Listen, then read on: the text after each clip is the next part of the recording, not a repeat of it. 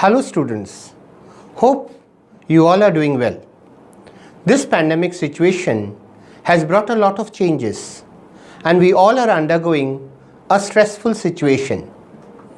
Students of classes 10 and 12 must be additionally worried about their upcoming CBSE board examination 2021.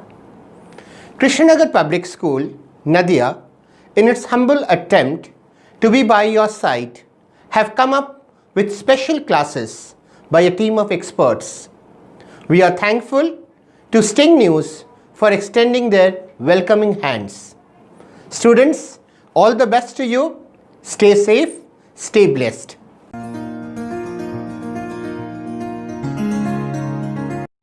Hello friends. So, we are going to discuss a very important topic today out of the curriculum of social science for class 10. Since you are going to appear for your board exams this year, it is very important that we go through all the important topics and all the important subjects which are covered in. Social science, as you know, is a combination of 4 subjects, which includes history, geography, political science, and lastly economics. And today's session is all about chapter number 3 called Money and Credit of that economics portion. This is a very vital chapter. There are several things that we are going to discuss in this chapter today. To begin with, we are going to discuss the meaning of what is called money. So the first topic that we are going to cover today is money. So when we talk about money, what is money basically? There is no proper definition of as to what is money.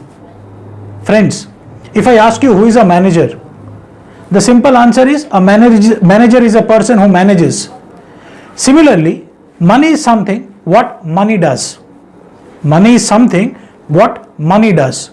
So money helps you to buy goods, money helps you to buy services, money will help you to undertake so many activities. So that is what is money. So when we talk about money, we are basically talking about a medium of exchange. In ancient days, what happened? There was nothing which is called money. It was all barter system of trade. BARTER, barter system of trade, which means commodity trade. Commodities were exchanged for other commodities. Let's say an example, I am a farmer and I am producing potatoes, but I want shoes. What will I do? I will have to look for a person who is manufacturing shoes. Not only that, he manufactures shoes and ready to give his shoes, but he is ready to take the potatoes that I have produced. That means there is one thing that has to take place, and that is what is called double coincidence of wants. If wants of both the parties are not coinciding with each other, trade or what is called exchange will never be possible or would have never been possible. And this was one of the major drawback or major problem, major hindrance in barter system of trade. So when we talk about double coincidence of wants, we are basically talking about when the wants of both the parties are coinciding with each other. It's not that I am ready to sell the potatoes. I am ready to sell the potatoes, but I want the shoes in exchange. And the cobbler is ready to sell the shoes, but does not want the potatoes that I have produced. So in that case, trade between me and the cobbler is not possible. It will only be possible when we both are wanting or we both are ready to exchange each other goods. And that drawback was slowly and steadily removed by something which was called money. So money is nothing but it is a common medium of exchange. And we know this money is very, very important. This is very, very important. You have gone through a story which is called the letter to God. In that also you have seen that the farmer wants 100 pesos from the God. The farmer does not want anything else but money in return. And that is what the importance of money is. So we can see that how this money is important and how we can integrate this money as a common medium of exchange in various other subjects and curriculum across. So this is very, very important. Money is nothing but it is a medium of exchange. It will help you to exchange and take other goods and services. When you go to a stationery shop and buy a book or a copy, what do you give in return? You give money. When you go to the mobile shop and get a mobile, what do you give in return? You are giving money in return. So money is a common medium of exchange. The problem of double coincidence of want, which was earlier there, is no longer there. The problem has been solved because money has evolved. But the money that you are carrying with yourself in your pockets, the money that you are carrying with yourself in your wallet and purse, that is not as you see it right now. It has gone through a long phase. It has gone through various different phases. Earlier, as I told you, commodities, they were exchanged for other commodities. So the commodities were the medium of exchange. They were used as money. Then animal skins, furs, these were also used as money. They were also used as money.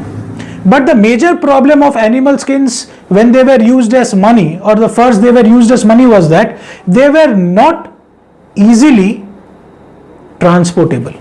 They could not be transported easily, or they could not be carried easily with yourself. Just imagine you are going to the stationery shop and taking an animal skin and giving to the stationery shop owner. It was not at all possible. So one of the drawback of that money was that it was very hard or difficult to carry them. So we were looking for something which is portable, something which can be easily carried from one place to another, apart from being that it is scarce. If it is easily available, then it cannot be money. So one of the important feature of money is that it is medium of exchange, it is scarce, not easily available to everyone, and it is portable, so that it can be transported from one place to another without much hassle. And slowly and steadily came in the concept of coins. The coinage was there. Metallic coins were there. Coins made of gold and silver and precious metals were there. But again, there was a problem with this, that these metals were not easily available. And even if available, the face value of this metal was far less than the intrinsic value of the metal. The metal with which a 10 rupee coin, let's say a 10 rupee coin is made, if that metal value is much more than the 10 rupee which is imprinted on it, then nobody is going to value the 10 rupee coin. So the scenario has to be opposite. The intrinsic value, that is the metallic value with which the coin was made, that has to be less than the face value, and then only the importance of money will be there. And slowly and steadily we see that the coins that are minted, Indian government mint is there, which is going to mint this, which is minting this coin, and these are those coins which are called fiat money, where the face value is much more higher than the intrinsic value. Apart from this coin, you see paper notes, which are also very portable, which can be easily carried from one place to another. So these portable notes, the portable currency, that is the paper notes, that is also there. So when we talk about currency in today's world, it is not only the coins that we are including, we are also including the paper currency or the paper notes that we carry with ourselves. Apart from these two, when we talk about currency in today's world, we are also including the deposit money, that is the bank money, the money which is there with me in my savings bank account, which can be withdrawn by me at any point of time. One fine morning I go to the bank and I want to withdraw the money. The bank is supposed to give me that money. So that is also a part of currency in today's world. We have the debit cards, the credit cards, which is called the plastic money. So that is also a part of currency in today's world. As civilization is progressing further and further, we have this all digital money which is there locked in our digital lockers, which are there maybe when we talk about various apps, whether we talk about wallets, these are also the money that is there. This is also the currency which we are using. The money which is there in my post office savings bank account, that is also a part of currency. So when we talk about currency in today's world, it is not only the coins, not only the paper notes, it is also the bank money or my savings. It is the plastic money in terms of debit cards and credit cards. It can be bitcoins, it can be cryptocurrencies, it can be all types of digital currencies also. Now, I told a very important concept that one fine morning I want to go to the bank and I wish to withdraw the money which is there. How do I do this? How do I withdraw the money from my bank account? I will issue a check. Now, what is this check? A check is a paper instrument wherein I instruct my bank to issue certain amount of money which is written there under my seal and signature. So dear friends, when I was talking about that how I withdraw the money from my bank account, I told that I will be issuing a check. So coming back, what is a check? A check is a paper instrument under the Negotiable Instrument Act, wherein I can give an order or instruction to my bank to give me that amount of money which is written there under my signature. So few things are very, very important while we draw a check. First, the date is very important. And as per recent regulations by Reserve Bank of India, we cannot overwrite our check in any way. So the check has to be written very neatly and legibly. So the date is very important. We cannot do a mistake in the date. The name to whom the money is to be paid, that has to be written. Then comes amount. How much money has to be paid? And this amount has to be written twice. Once in figure and the other one in words. And mind it, my dear friends, the amount that I write in figures should be equal to the amount that I write in words. There cannot be any mismatch or negligence there. There should be parity. There has to be signature of mine. I am the issuer because I am going to issue the check. And now if I go to the bank and withdraw the money over the counter, then it is called open check. But if I issue the check to a third party and I want that the amount of money should be transferred to his account, then I am going to cross the check. And what is crossing then? Drawing two transverse parallel line across the face of the check with or without any words in it. So repeating once again, crossing of a check means drawing two transverse parallel line across the face of the check with or without any words in it, and that is what is called crossing. And this check, when it is crossed, it gives highest level of safety to the receiver. The check will not be encashed over the counter. You simply cannot take the check and go to the counter of the bank and say that you want the money. You will have to deposit that check with the bank, and the bank is going to credit that amount to your bank account only. And that is what, and that is how a check is being issued. So when we deposit money with the banks, we can either withdraw it for our own purpose or we can issue it as payment to someone else. When we issue it as payment to someone else, we normally use a check. And when we want to withdraw our money for our own purpose, there are two ways. Either we can withdraw through withdrawal slip or we can withdraw through the check. Though withdrawal slip is no longer preferred, that the banks do not want. If it is a bank account with a check facility, we always issue check. That is what is the check part, or that is what is deposits with the bank. Now we are coming into a very important aspect. We are talking about banks. Let's say I deposit 1000 rupees with the bank. What the bank is going to do with this? Is the bank is going to hold that 1000 rupees with itself and sit along all the entire time when Ramesh is going to come back and take that money? Obviously no. The bank is going to use this money to give it as loans to the persons who want them. It's not that everybody who wants, they will go to the bank and ask for loan and they will get loans. No, there are certain different criteria which has to be fulfilled, and that is a set altogether different. But the bank is going to use these deposits with itself to give it as loans. Now, the loan part that is being played in the Indian economy is very, very important. This loan which the bank is going to give it to its customers, that is what is called credit. So we come to the second part of the chapter. As I told you, the name of the chapter is money and credit. So the first part I explained you money, and the next part slowly and steadily we are moving into, which is called credit. The loan activities of the banks are called credit. When the bank is giving loan to someone, that is what is called credit. So a credit is an arrangement by which the receiver promises to repay that amount of principal with or without interest to the lender at a stipulated period of time. This entire arrangement, this entire setup is what is called credit. Now you might be wondering that why will I go to the bank for credit? I can approach my friends, I can approach my relatives, and I can get that credit without any hassle. That is also possible. So there are two sectors which provides credit. One is the formal sector and the other one is the informal sector. when you take loans from your friends, relatives, village money lenders, sahukars, merchants, traders, they are all falling under informal sector. But when you take loans from banks and other institutions, when you take loan from cooperative societies, that is coming under formal sector. In India, still majority of the people are dependent upon informal sources of credit or informal sector of credit.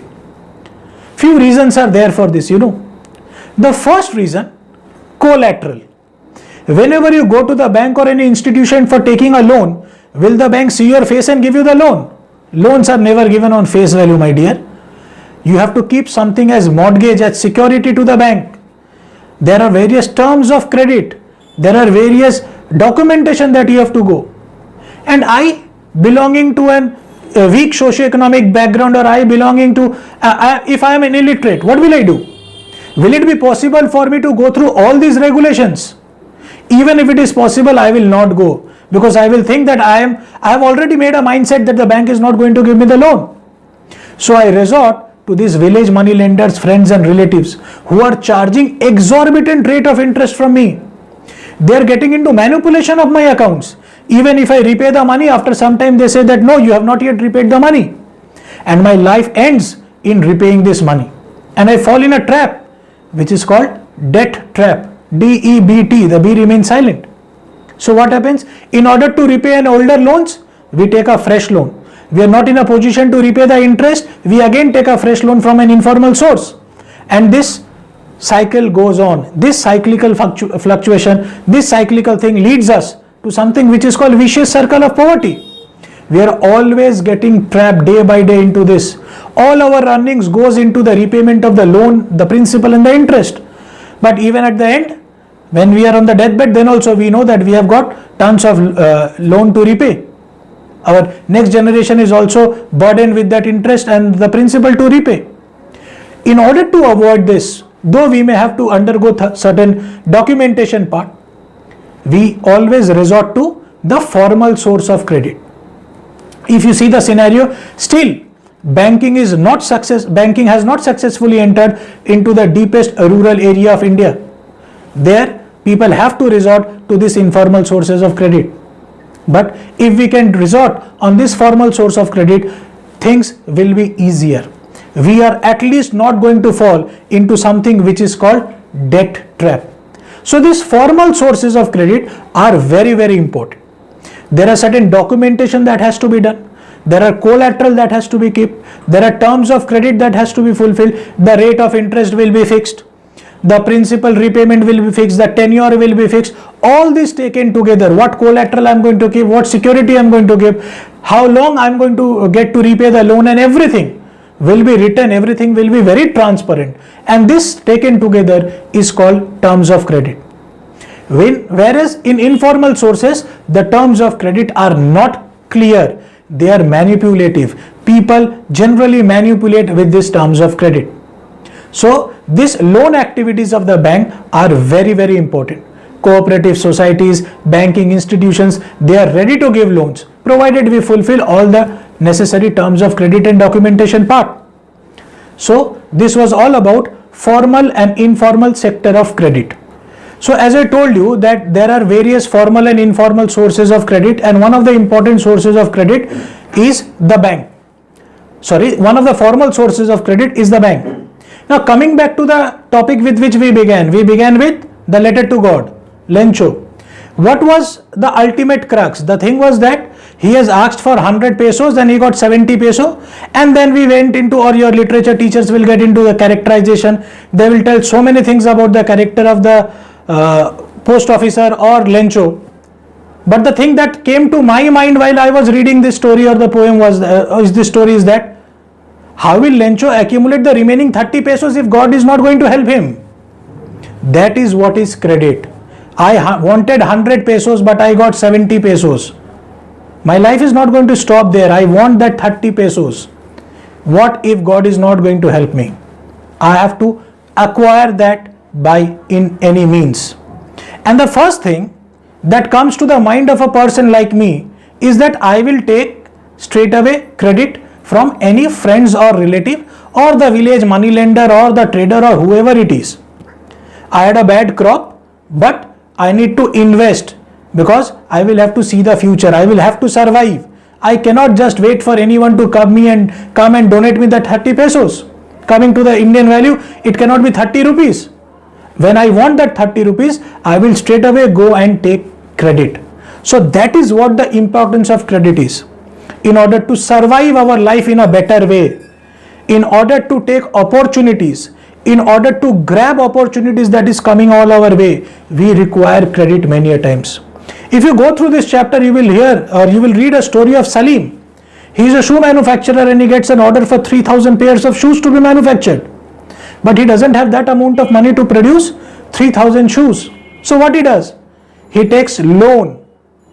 He takes credit in the form of advance from the person who has given him the order.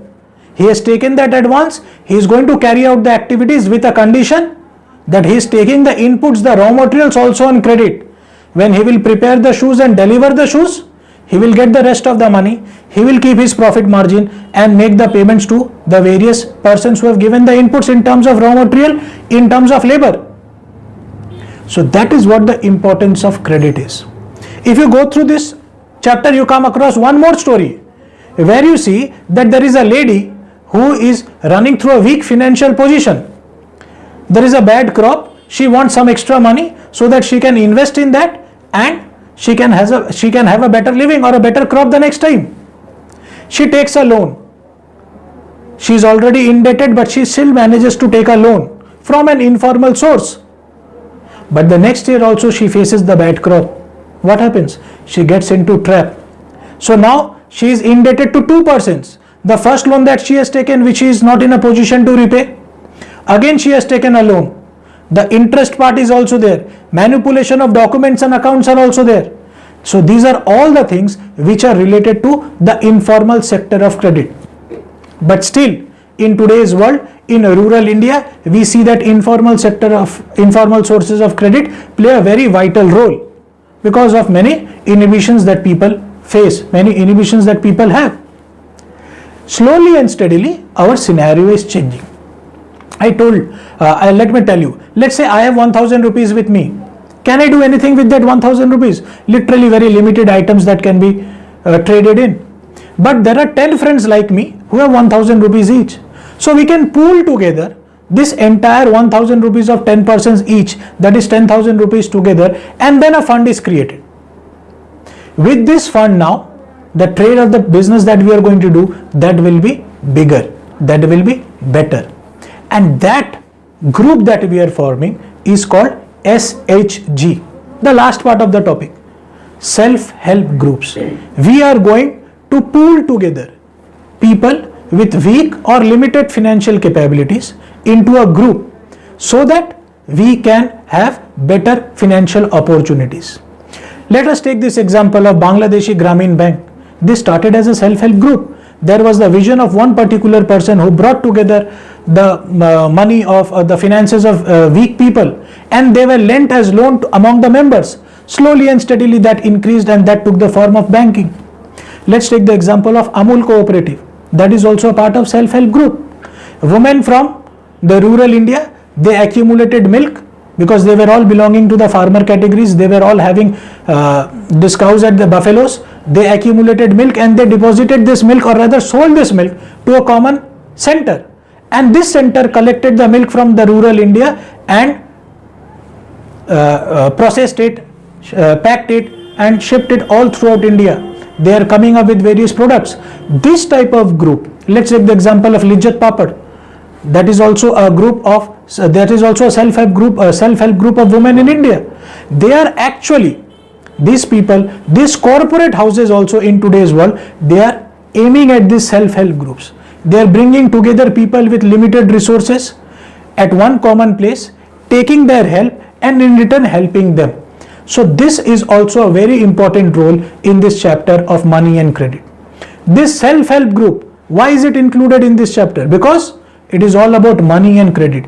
People with limited economies, people with limited monetary ability, they are coming together, forming a group, and then this money is being used to help them at times of their needs. Credit is being granted to the members at a very nominal interest rate. Normally, it begins with 15 to 20 members in a self-help group, and slowly and steadily the group increases. It depends upon the economic background from which we are coming. And this money that is accumulated, that is given as loan to the members at a very nominal interest. And as such, we are helping each other. That is why the name self-help group. So if we come into the revision of the entire chapter, we started with money, which was nothing but medium of exchange. Then we have seen the evolution of money, how money has transformed from commodity, animal skin, furs, metallic money, coinage, and to the modern monies and digital money. We had discussed the amount of money that we are depositing into our banks, and the bank is lending them as loans to other people. When the bank loans are given, they becomes formal sector of loans or formal sources of credit. But when you go and take credit from your friends and relatives, that is a part of informal sources. And we have discussed what are the major differences between this formal sector and informal sector. We have discussed about collateral, terms of credit, where we have discussed or we have talked about various agreements, all clear-cut, transparent things that are there as a part of credit arrangement. And lastly, we have discussed this self-help group where the members are helping each other. So thanking you everyone. Thank you for being patient listeners. Thank you.